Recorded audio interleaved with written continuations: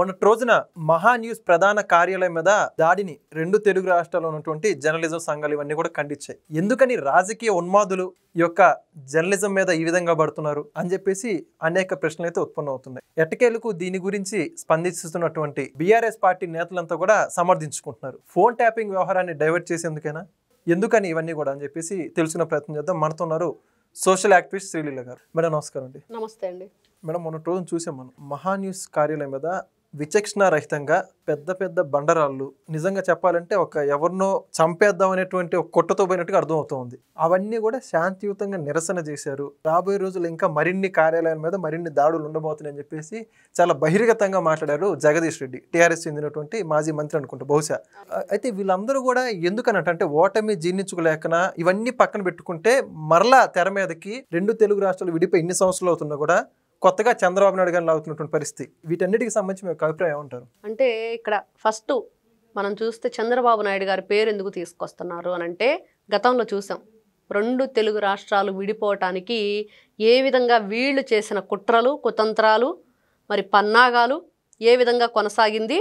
నారా చంద్రబాబు నాయుడు గారిని బూచిగా చూపించి వీళ్ళు రాష్ట్రాలను విడిపోవటానికి ఏ విధంగా కారకులయ్యారు. ఈ రోజున కేవలం ఏదైతే బీఆర్ఎస్ పార్టీ ఉందో వాళ్ళు చేసిందే తప్పించి ఎక్కడ కూడా ఎవరికి కూడా ప్రాంతీయ విభేదాలు లేవు అనేది ఈ రోజున వీళ్ళు మాట్లాడుతున్నారు తప్పించి, ఎక్కడైనా సరే ఏ చిన్న గొడవ జరిగినా ఏదైనా సరే చిన్న చిన్నవి ఎక్కడైనా సరే మనం ఎప్పుడైనా విన్నామా? మీరు ఆంధ్ర వాళ్ళు, మేము తెలంగాణ వాళ్ళని ఎక్కడైనా సరే కేవలం ఈ ఒక్క రాజకీయ పార్టీ బీఆర్ఎస్ పార్టీ మాత్రమే మాట్లాడింది ఈ విషయాన్ని. అది క్లియర్గా అర్థమైపోయింది ప్రజలకు కూడా. కాబట్టే మొన్న ఎలక్షన్లో వీళ్ళని పక్కన పడేశారు. మీరు అవసరం లేదు, ఇంకా మీ అరాచకాలు అర్థమైపోయినాయి. 5 సంవత్సరాలు, అంతకుముందు 5 సంవత్సరాలు ఏ విధంగా పరిపాలించారు, తర్వాత 5 సంవత్సరాలు అరాచక పాలన ఏ విధంగా సృష్టించారు. మరి వీళ్ళ జగన్మోహన్ రెడ్డి అనే వ్యక్తి ఉన్నాడు, ఎవరంటే కేసీఆర్ దత్తపుత్రుడు. అదే చెప్పుకోవాలి ఈ రోజున. ఎందుకంటే వీళ్ళిద్దరూ కలిసి ఎట్లాంటి అరాచకాలను సృష్టిస్తున్నారు, ఇద్దరు కలిసి ఫోన్ ట్యాపింగ్ విషయంలో ఎవరెవరిని ఏ విధంగా బెదిరించారు, ఎంతమంది ఫోన్ కాల్స్ విన్నారు, ఎంతమంది ఆడపిల్లల జీవితాలను వీళ్ళు ఉసురు పెట్టారు, ఎంతమంది కాపరాలని కూల్చారు, ఎన్ని విధాలుగా వీళ్ళు ఫోన్ ట్యాపింగ్ విషయంలో మరి మా పెద్ద పెద్ద బిజినెస్ మ్యాన్లు వాళ్ళ దగ్గర నుంచి డబ్బులు గుంజారని చెప్పి మనం విన్నాం. అంటే గతంలో ఎలక్షన్కు ముందు ఎవరైతే మన రేవంత్ రెడ్డి గారు చెప్పేటప్పుడు వింటుంటే ఏదో ఆరోపణలు రాజకీయ పార్టీల్లో సహజము అనేదే అనిపించింది. కానీ ఒక్కొక్కటిగా బయటకు వస్తున్నప్పుడు ఈ జగదీష్ రెడ్డి అనే వ్యక్తి ఇప్పుడు చేస్తున్న వ్యాఖ్యలు మనం తీసుకుంటే, ముఖ్యంగా అతను ఏం చెప్తున్నాడు, మాట్లాడే మాటలేంటి, ఎవరిని రెచ్చగొట్టే ప్రయత్నం చేస్తున్నాడు అని చూస్తే ఇక్కడ కొన్ని సమాధానాలు చెప్పాలి ఆయన. ఫస్ట్ ఈ రోజున కేటీఆర్, కేసీఆర్ వీళ్ళు కలిసి చేసింది ఏంటి, మరి వీళ్ళు ఎందుకు ఈ విధమైన ఫోన్ ట్యాపింగ్ విషయంలో ఎంతమంది జీవితాలతో ఆటలాడారు, ఇతను సమాధానం చెప్పగలుగుతాడా? ఇంటి ఆడపిల్ల మద్యం కేసులో ఎందుకు జైలుకి వెళ్ళింది, తీహార్ జైల్లో ఎందుకు కూర్చుంది వెళ్ళి, మరి వీళ్ళు ప్రతిసారి నారా చంద్రబాబు నాయుడు గారి పేరు ఎందుకు తీసుకొస్తున్నారు, ప్రాంతీయ విభేదాలను సృష్టించే ప్రయత్నం చేస్తున్నారా, మీ పార్టీ ఉనికిని చాటుకోవటానికి ఈ విధమైన డ్రామాలు ప్లే చేస్తున్నారా? మరి అదే విధంగా చూస్తే హరీష్ రావు, మరి ఇక్కడ అది చూసాము కాళేశ్వరం, మరి దాని మీద జరుగుతుంది కదా విచారణ, ఎవరు కట్టారు, ఎలా కట్టారు ఏంటనేది. మరి ఇన్ని విధాలుగా ఇన్ని తప్పులు మీ వైపు ఉంచుకొని మీరు గతంలో చేసిన అరాచకాలు ఏదైతే అన్యాయ పరిపాలన ఉందో దాని గురించి ఈ రోజున మీకు సమాధానం చెప్పే ఏమాత్రమైనా సరే ఆ ధైర్యంతో ముందుకొచ్చి మీరు వీటన్నిటికి సమాధానం చెప్పగలరా? ముఖ్యంగా అసలు ఫోన్ ట్యాపింగ్ జరగలేదని చెప్పగలరా? ఎవరిని భయభ్రాంతులు గురి చేస్తారు, ఎవరిని వీళ్ళు ప్రాంతీయ విభేదాలను సృష్టించే విధంగా క్వశ్చన్ చేస్తారు, ఇంకా దాడులు చేస్తాం అంటే ఇది నిరసన తెలియజేయటం ఈ విధంగానా? పెద్ద పెద్ద బండరాళ్ళు తీసుకొచ్చేసి ఆ విధంగా విధ్వంసం సృష్టించడాన్ని అంటారా? అంటే ఇది జగన్మోహన్ రెడ్డి ఇచ్చిన సలహా అనేది ఈ రోజున ప్రజలు అడుగుతున్నారు. ఎందుకంటే ఆంధ్రాలో మనం చూసాం తెలుగుదేశం పార్టీ కార్యాలయం మీద, నారా చంద్రబాబు నాయుడు గారి ఇంటి మీద, అదేవిధంగా గన్నవరంలో పార్టీ కార్యాలయం, అదేవిధంగా మంగళగిరిలో పార్టీ కార్యాలయం ఎంత విధ్వంసం సృష్టించారు. సేమ్ ఇదే వీళ్ళు చేస్తున్నప్పుడు అదే కనిపించింది ప్రజలందరికీ అని ప్రజలు గుర్తు చేసుకుంటున్నారు. ఇద్దరు కూడా తోడు దొంగలు.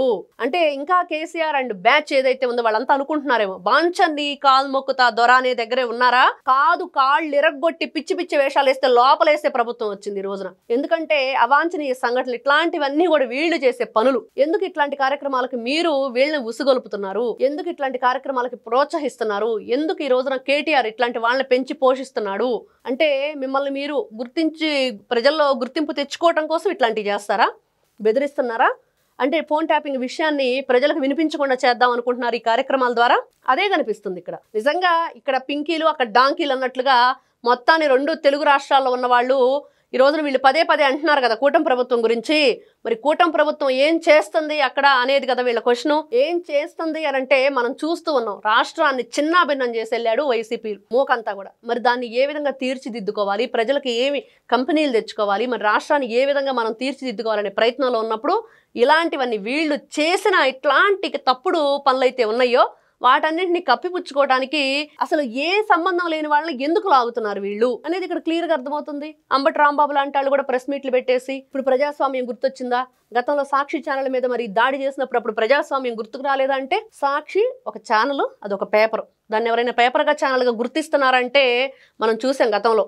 నారాసుర రక్త చరిత్ర అని రాసిన దగ్గర నుంచి ఈ రోజున అమరావతి వేశ్యలు అని రాసే వరకు ఏ రోజైనా సరే మీరు మంచిని చెప్పటం కానీ, మంచిని మాట్లాడటం కానీ, మంచిని ప్రజలకు అందిద్దామని ఆలోచన చేశారా ఎక్కడైనా? మరి అట్లాంటి దానికి ఎక్కడైనా సరే ప్రజలు మద్దతు ఇస్తారా? మీరు చేసిన పిచ్చి మాటలు ఏదైతే కారు కూతలు అనాలి నిజంగా వాటి మహిళల పట్ల వీళ్ళు చేసిన అసభ్య పదజాలం ఏదైతే ఉందో దానికి మహిళలందరూ నిరసన తెలియజేశారు. ఎక్కడ ఈ విధంగా ధ్వంసం చేయలేదే.